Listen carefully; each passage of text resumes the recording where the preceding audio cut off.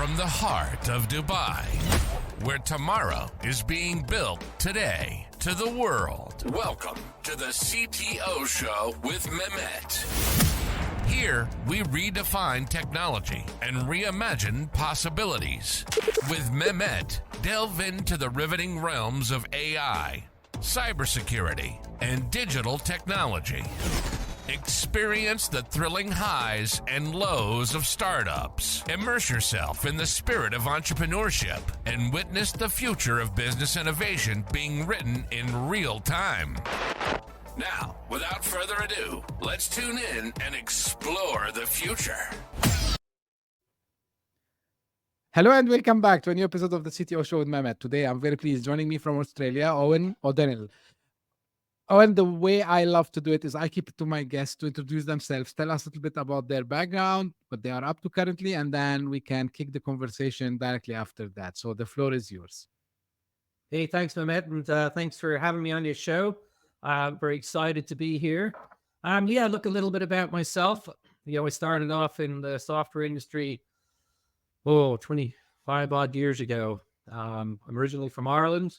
I joined Symantec, worked for them for many years, originally localization in Dublin, Ireland. Then I moved over to California where I worked in their shared technologies group. If you're not familiar with Symantec, we were the makers of the Norton antivirus suite of products and consumer, where I spent most of my time working some enterprise software too. Primarily did program management there and rose up through the management levels there. And then I moved on to McAfee, who were ultimately acquired by Intel, and it was still in California. And then I moved to Amazon, where I worked in the HR FinTech technology group and spent a few years at Amazon. And then I had an opportunity with my family to move back to Europe from the west coast of the US.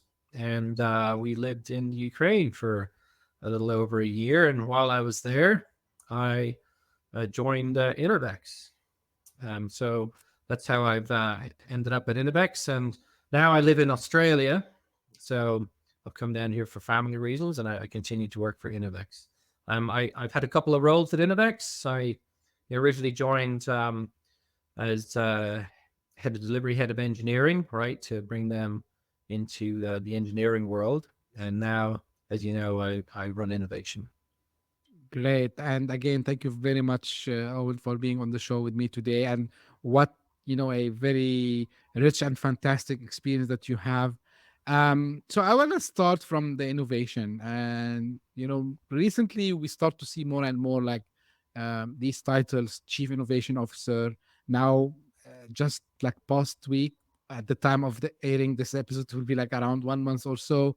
So in Dubai, like the government, they have appointed chief AI officers everywhere.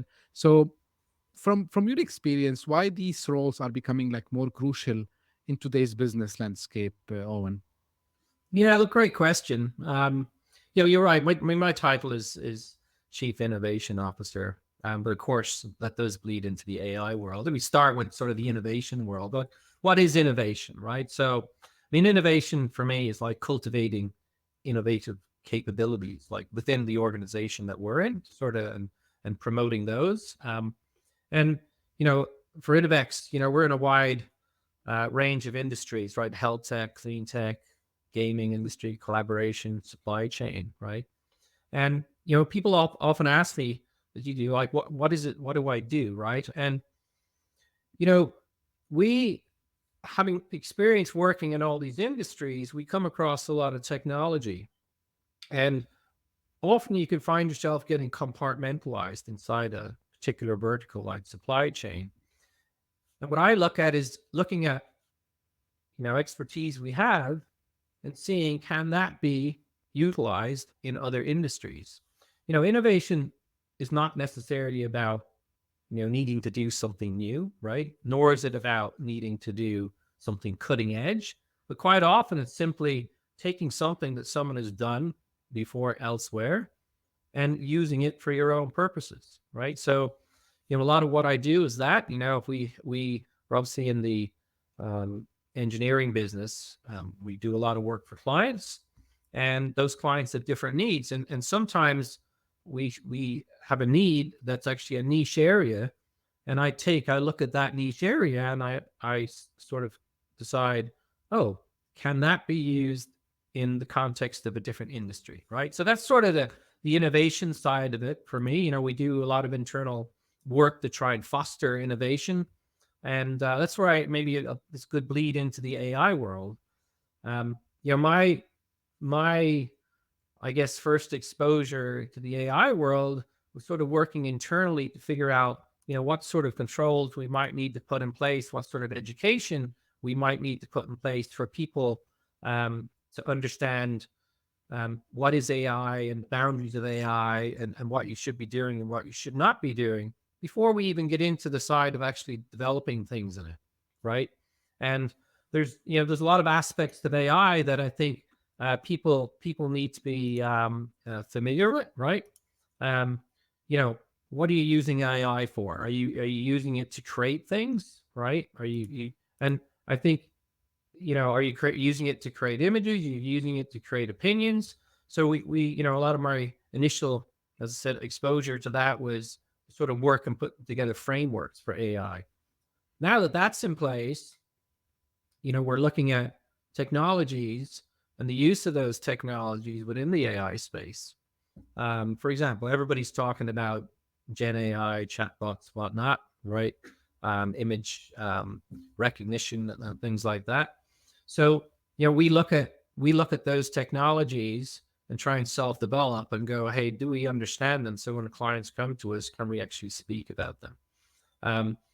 We don't, I think a lot of, we are a development company and we do a lot of things for clients, but I would say on the AI front, a lot of AI development in the past has sort of been taken on by the clients themselves.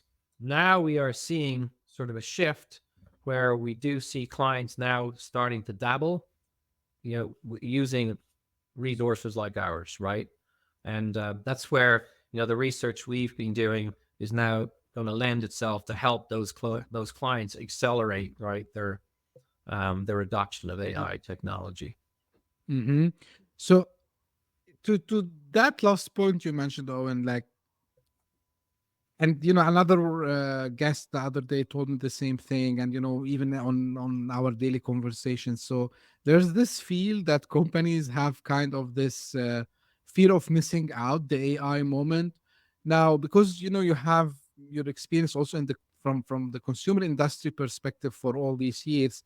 um Now when we talk about B2B, and what like software houses they are doing, whether it's like in the core software development industry, or for example cybersecurity, or for example cloud and so on. So more or less, we started to see this and the application. So when it comes to the consumer industries, um are you seeing anything which is like different? Are you seeing something which it's getting you excited on the way they are actually implementing the AI within their businesses? Yeah, again, good question. I would say, look, I think a lot of what we do today is sort of focused on the, medium-sized business, enterprise-sized clients. But I think on the consumer side, I think what really I guess attracts my attention more than anything is, when you go online and you're shopping, right? And suddenly, I'm finding more and more that the offerings are tailored to me and my pattern of purchasing, right? I've even seen it, where, you can now look at an image, right, of a shirt or something, and you can say, I want to buy that shirt. And there are sites out there now that actually you can tell them what the shirt looks like, right? Or you can show them a picture, and they will actually locate that product in their inventory and offer that to you. So, the adoption of AI, some companies I think are further along than others. But what I see right now is even simple things like the reading of images and using that to help me make my purchases. Like it's groundbreaking, right? Certainly is groundbreaking. I think product design and innovation. Generative AI is being used there, right? Personalized customer experiences, as I talked about, that's very prevalent. I think in the supply chain optimization too for consumer goods. Companies now are finding that AI is helping them, keep the shelves stocked, right, with relevant material. I was talking to someone the other day where we were talking about, on the shelf, based on the purchasing patterns and combining that with the location of the foot traffic in the store. If you're buying your pasta off the shelf, they might put another product that's completely indifferent to pasta on the shelf next to you based on having analyzed the data, right, from the foot traffic or the purchasing, because they know that you're likely going to buy that product, right? It's quite, Yeah, it's quite incredible, right? it is. And I was, lucky enough to speak actually to one of the startup founders who are doing this currently. And it's fascinating because the way they present it, it's a win-win for both parties. I mean, it's a win-win, of course, for the business, but it's also a win for the consumer. So they get like better deals, they get better pricing. They always feel like as if there is always of course, it's a virtual assistant that is Mhm. helping them choose, or like guide them. So it's really fascinating. Now, I ask this question all the time, and we covered a lot from the B2B perspective. I mean, in other industries, it's not easy, Owen, and I think you would agree with me. It's not easy to actually implement, an AI strategy if we have some obstacles or challenges. What I'm interested to know from you, what are usually these challenges you see companies face when they try to start to implement AI into their consumer-focused products or services? Yeah, look, I think there's a few things at play there, right? One is, do you have the data? Do you understand your data? And because data, powers it, whether it's machine learning that you're going to use, or down to the generative AI where you're trying to integrate chatbots, um, you know, having access to large language models and then refining that so you can actually, get specialized content out through your chatbots. The data is one side, the technology is the other. A lot of companies may not have access to the resources, right, that are necessary to bring those technologies to market. That's obviously where Innovex steps in, where we extend a lot of companies' abilities by providing that expertise and the access to those technologies. There is also, there's a cost to it, right? And I think a lot of companies, need to plan ahead and decide, what value are they bringing and how do they stay ahead of the competition. If your competitors are moving forward with giving personalized shopping experiences, well, you likely need to do the same. So you need to invest in that. So the data is key, the technology is key, and the expertise is key. Yeah. Now, this is where actually innovation intersects with business a lot, and I think it's about like how we can implement it to the best outcome. Now, business owners or decision makers within the business, if they are like kind of a bigger enterprise, if they want to quantify on like this return on investment, let's call it, of implementing these AI strategies, do you think revenue is the only metrics here, or like there are some other metrics they need also to keep eye on, so they understand, okay, this investment that we're gonna do, it will not only, for example, generate extra revenue for us, but it's gonna do ABCD. So from your experience, especially in the consumer industries domain, what like other than revenue, what like other metrics you advise clients to look at when they implement these innovations, and talking here about AI, of course. Look, it comes down to value that you're offering, right? And, customer satisfaction, right? If the customer finds no value from what they're getting, it doesn't matter how much money you spend on that, it's going to be a waste, right? So I think a lot of it starts with understanding the customer, right? And if you understand the problem that the customer has, then you set yourself forth on a good path to actually be able to define some of the requirements around that. And based on that, then you can decide, how much of a strategic investment that actually you want to make. If, back to the personalized shopping experiences, if that's what customers want, then, that's where your investment needs to be. There's so many options out there for customers today that you don't have a lot of opportunity when a customer comes to your website, for example, or comes into your store, right, to keep them engaged, right? So you want to make sure that the value is very clear. So for me, customer satisfaction and value are for me clear metrics, right, that need to be defined by a business, right, in order to succeed. Yeah, absolutely. Now, I'm not jumping, from something very far from the AI, but I think, I thought like I can relate it in the next thing that I want to discuss with you, which is Internet of Things, or IoT, because you were mentioning that especially in the retail space, maybe this is more makes sense because they have the ability for putting some cameras, some I don't know, some movement sensors and so on. So how are you seeing this expansion of the IoT space also in consumer industries, and maybe also in other industries where it's bringing some innovation? Like, what are, like, I would say, the key opportunities you're seeing in that area? Yeah, look, I think IoT probably excites me more than a lot of other things in the AI world, because, I think a few years ago my smart meter came in, and now the electricity company looks at those things and decides, if you have solar, much solar they're going to buy back and all that sort of thing. I think, look, the benefits of IoT, you know, for me, there's probably 3 or 4 really clear benefits, right? Deriving data-driven insights, right, to help better manage your business, of course. Increasing productivity and efficiency, right? That's really key.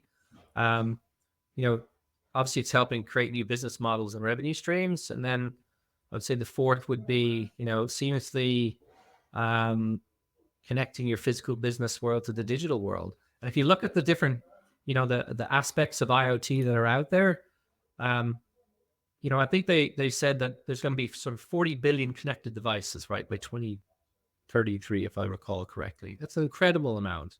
And, industrial IoT is probably leading that, right? Smart manufacturing, connected assets, smart power grids, as I said, even smart cities, right? Connected logistics.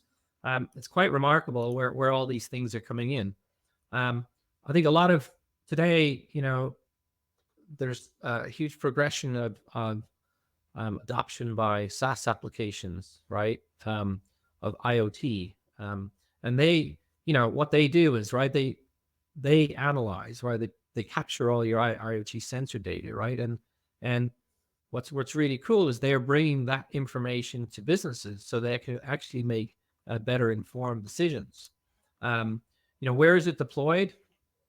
Certainly manufacturing, right? Machine monitoring, product quality monitoring, tracking the physical assets, right? Where things are moving around. I'm having a piano delivered today, and I could tell exactly where it is. You wouldn't have been able to do that. It would not only tell you where it is, it's going to tell you how long it's going to take to get to you, because it's using data from different sources. In the industry, one of the industries we're in, the health tech area, wearable devices for monitoring health, the amount of information they're collecting, sending back to your doctors, and they're able to make informed decisions. So there's so much, and obviously a lot of business process changes are coming out of this as well. So look, I think if I look at across the industries, manufacturing, automotive, there's so many examples right now where IoT is transforming those industries. And I think, and the great thing is those transformations are coming to us, right, as consumers. Um, and I think for back to the industrial side of things, it really is, pushing efficiencies. If you look at the automotive side, equipment failure, whether it's a manufacturing, automotive, anywhere, there's a lot of information now where even AI within AI IoT, it's helping companies predict what problems are going to arise. And we didn't talk about it earlier, but if I look at like the whole concept of digital twins, right, is taking all that sensor data that they've collected, and now they're digitizing something. It could be an oil derrick in the middle of the North Sea, and they'll go and replicate that as a digital twin, and they're using all the sensor data, and they can predict where problems may happen in the future. It's quite, again, it's transformational what's happening. Yeah, it's a lot of innovation is happening in that domain, which is, for me, I've been always fascinated, by anything which it's autonomous, it can work by itself, and now adding, the Internet of Things, so you can track, you can collect the data, then you have the AI, machine learning. So coupled with all this gives, something really magical, I would say, and across all the industries, to your point. So, like, continuing maybe from the manufacturing logistics perspective, and I know, like, this is also from innovation perspective, it's been, we've been seeing, a lot of advancement in that space, from robotics and autonomous vehicles, let's say. Is there anything like is exciting you? Because we talk about predictive maintenance, we talked about IoT, so now we can even have robots to do things powered by AI. What's your point of view on that sector of technology? Yeah, look, you only have to look at the latest model cars coming out, right? And I call it the integrated dashboard, right? You got sensor information from outside, sensor information from inside the car. It's all coming together, and that, from an AI perspective, is tying into the robotics side, right? What we know is like the autopilot whatnot. And if you look at, it was interesting to me. I was looking back at the progression of autonomous vehicles. The first autonomous concept, right, vehicle came out in the 16th century from Leonardo da Vinci, right? Right. And a few years ago they replicated it, and it proved its worth. Right now, we've got autonomous cars, and I think all the progression in the with the technology and the reward from the investments over the year, where now they've married the robotic side of the car with the AI side. It's quite remarkable. If you're driving down the street now and it's winter and there's ice on the road ahead, guess what the car is going to do? The car is going to slow down and try and avoid that black ice patch, right? This is what the power of AI is helping us do. So yeah, huge movement. Right. Like, it's kind of, I always do this joke. If I am mentioning what we are seeing today to my friends, I'm sitting with them like 20 years ago and I'm telling them this, they will probably laugh at me, because majority of the things we are seeing today, thankfully, I believe the cloud played a major role in this. Having this distributed way of getting the compute to anywhere in the world. I think AI is adding a lot of things also to that mix, and of course, like IoT, as we spoke about. Now, I know, like, Right. yeah, Maybe I'll just add something right to this. Right, I true. think we talk about robotics, we talk about AI, and the whole autonomous car side of things.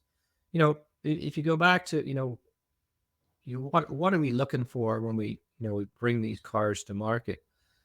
It's not necessarily to eliminate the human completely, but where we do try to eliminate the human, there are situations where we haven't mastered it. The goal, I think one of the goals of AI, certainly in the automotive world, is to figure out, how to get the AI to learn social interaction, right?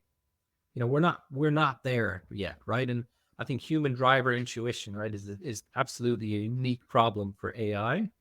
I was just in Manila, right, at a conference, and one of the first things I noticed was the policeman in the middle of the street, right, waving his hands. You know, the cars are not at that degree of intelligence yet, but the great thing is that is where AI and machine learning and identifying patterns, and then you know moving that forward into sort of Gen AI scenario, we can actually develop ways to actually interpret those things. So there's still a lot of problems to be solved, right? Certainly in the AI field for autonomous cars and the use of robotics within those cars. Yeah, like one thing also people who I will not say they are skeptical about AI, but they say like AI is too much logical. It doesn't have, for example, gut feeling. So everything is data driven and doesn't have emotion. So this is why of course, like as humans, we will be taking sometimes irrational decisions because based on gut feeling or something like this. But what, anything else that requires logic and requires to have proper fast response, AI is indeed and definitely the way to go there. Now I know, like also, like part of the things from you help customers in is in the gaming arena as well. So gaming industry is another topic by itself, I know this. But when it comes to innovation, especially with AI, like any current trends, anything that applications you're seeing in the gaming specifically that are promising, or something that might get mainstream in the future? Yeah, yeah. Look, I think in the gaming world, there's um, some massive innovation happening, and on a path to major innovation, right? Um, if I look at AI in gaming, automated game testing, personalized gaming experience, the same sort of experiences you have when you're in online doing your shopping, right? Content generation.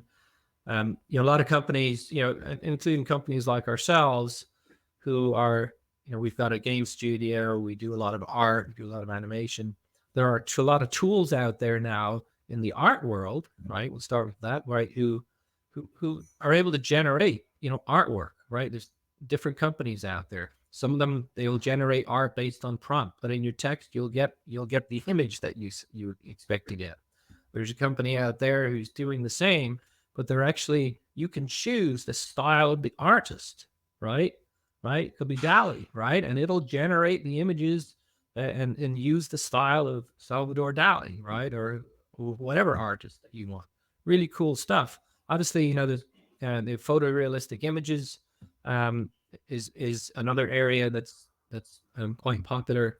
But yeah, AI generated game assets, definitely, companies want to bring their games to faster to market. So if you can produce those assets quicker, right? Some assets you want to have consistent looks, some assets you want to have particular styles. There's plenty of technology out there that's doing that for the artwork.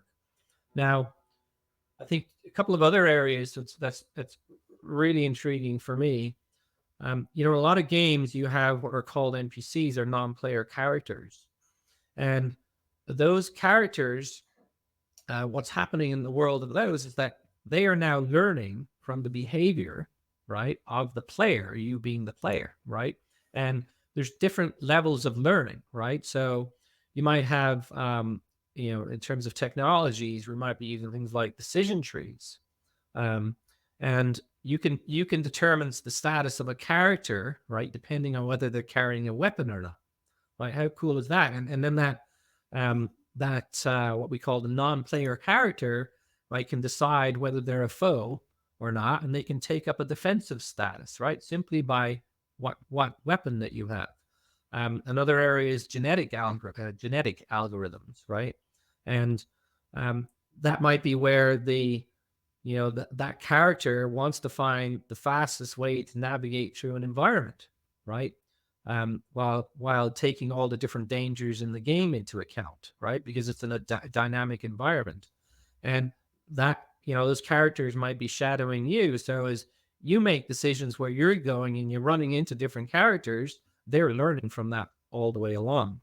A couple of other areas which are in sort of in the deep learning aspect of things, Hmm. neural networks and reinforcement learning. With neural networks, the characters themselves, again, these NPCs, they can change behavior in response to the human user's decisions and actions, right? So that makes, then the game can become more challenging on purpose, right? And give you a more realistic experience, right? For you being the gamer.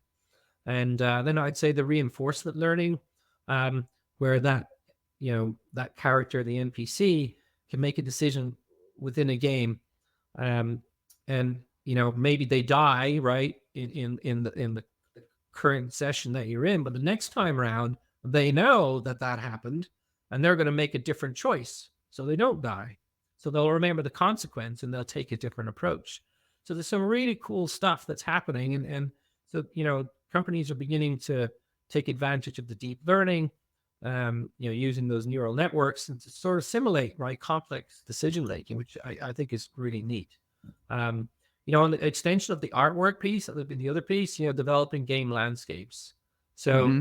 while at the same time the characters can make decisions for themselves, game landscapes can be created. So they can reshape the terrain, right, in response to, say, the human player's decisions and actions. So there's lots of opportunity within the gaming world for AI. Yeah. And I think this, again, back to what you mentioned about the experience and the consumer experience. I think, I just can relate now. I didn't play games since long time, but anyway, like when I used to play something and when I repeat, and then after a while it becomes boring. So because you're passing through the same levels and you know exactly where the characters are. Like, of course, like we used to be happy. Hey, I know where the that character is. But I mean, if they do it like in this kind of way, it would be like fun. And I'm sure like, the players would want to play more, which is again, this is the value which is bringing Well, in engaging experience. Yeah. and that's it exactly, right? We've all played the arcade games, right? And Right. you progress through the levels, and oh, I got to level 3 the last time. Now what did I do there? Okay, yeah, I need to do this now to get past, because I didn't make it past that level. The things that haven't changed, right? It's still the same scenery, still the same characters.